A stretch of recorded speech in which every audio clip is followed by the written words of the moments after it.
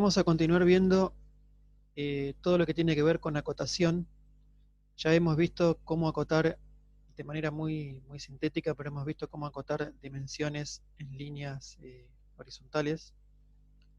Vamos a ver una cuestión que tiene que ver con la acotación, pero además también tiene que ver mucho con todo lo que es el dibujo técnico en general, que son los valores de línea.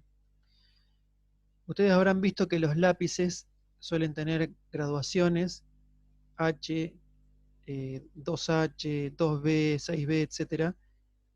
Esa graduación va de H a B, ¿sí? Y esa graduación va a depender de la dureza de la mina del lápiz.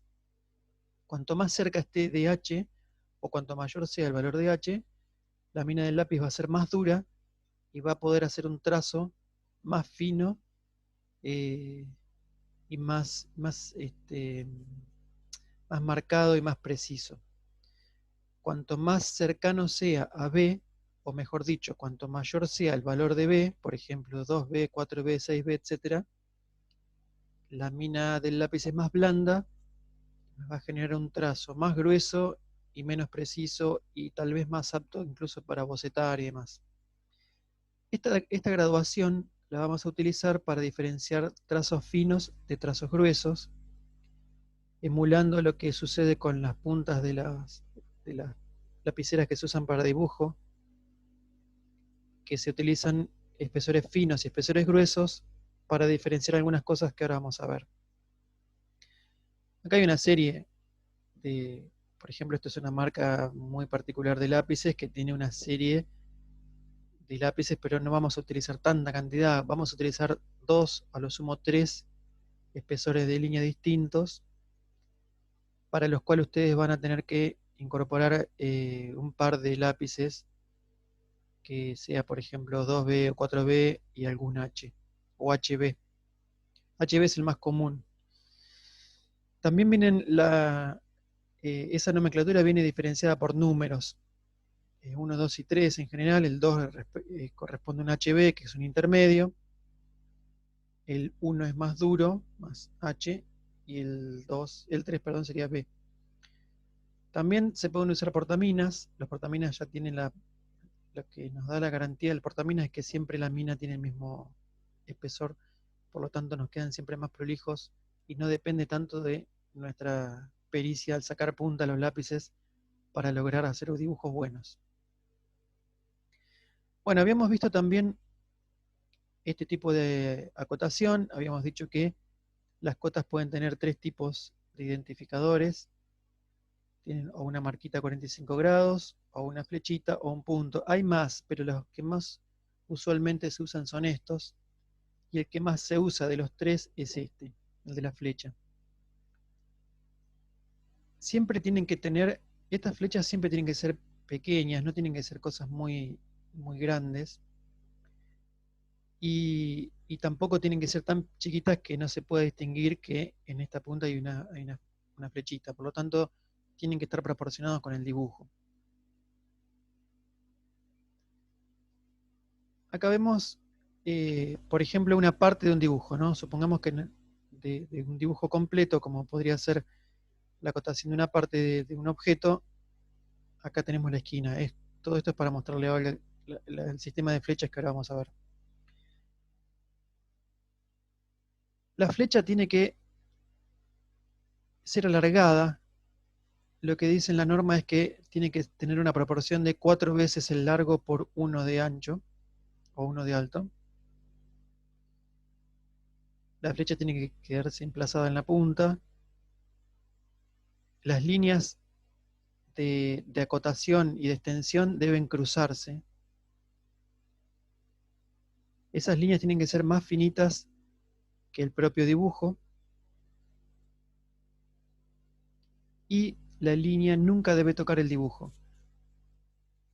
¿Cuál sería el criterio de todas estas recomendaciones o normas?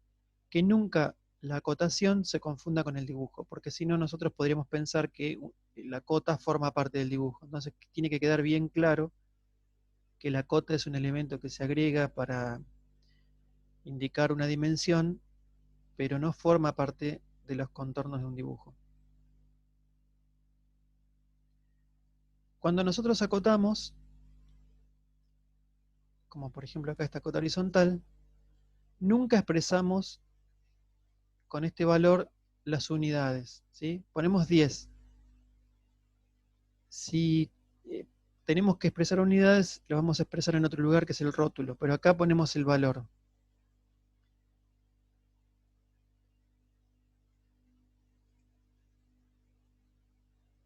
Este valor, este número que representa esta dimensión, no puede quedar pegado a la línea, tiene que haber siempre una mínima separación y tiene que estar por encima de la línea, no puede quedar por debajo. En el caso que tengamos que acotar una cara vertical, por ejemplo en este caso, el emplazamiento se hace también en esta posición, y si hay que acotar más líneas, tratamos de que siempre queden iguales, no que el 4 quede de este lado y que el 7 quede de este lado, siempre tienen que quedar del mismo lado, de manera tal que si nosotros lo rotamos, nos quedan siempre arriba.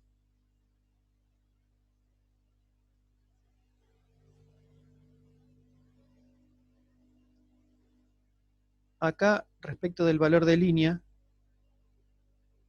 además de expresar líneas finas y líneas más gruesas para las cotas y para el dibujo, también esos valores de línea se utilizan para representar en un dibujo las figuras o los contornos que están más cercanos del observador de aquellos que están más lejanos. Por ejemplo, las líneas más cercanas, esta es una silla, están dibujadas con trazos más gruesos, las líneas más lejanas con trazos más finos, ¿sí? De esta silla.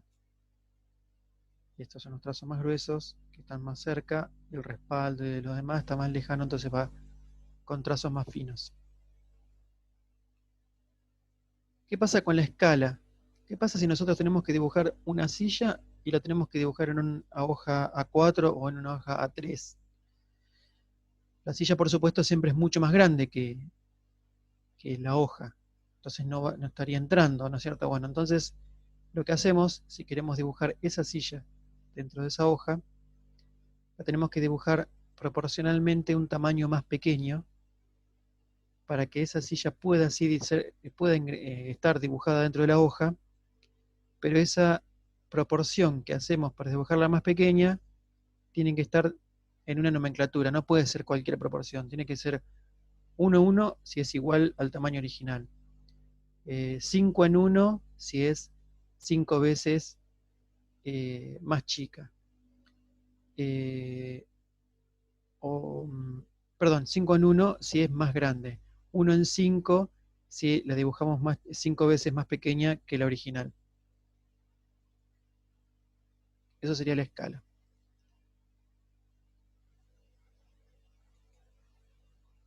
Si nosotros tenemos un objeto, acá vamos a ir con el tema del detalle, si tenemos un objeto que no vale la pena escalar o hacer una escala más grande para poder dibujarlo, porque en general se ve todo lo que nosotros queremos dibujar, pero hay una partecita muy chiquitita como acá, por ejemplo, que no la alcanzamos a percibir, pero que la queremos mostrar bien, lo que hacemos es la encerramos en un círculo,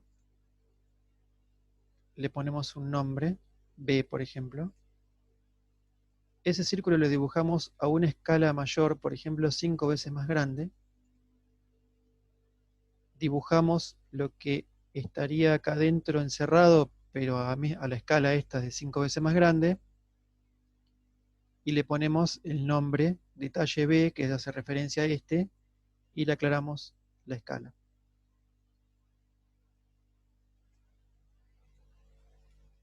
Esa escala o ese detalle lo podemos acotar, porque no tendría ningún sentido si no mostrar algo que después no lo acotamos. En general en el dibujo técnico, siempre que estamos dibujando, mostrando la forma de las cosas, es para ponerle o para agregarle dimensiones, si no, no tendría mucho sentido.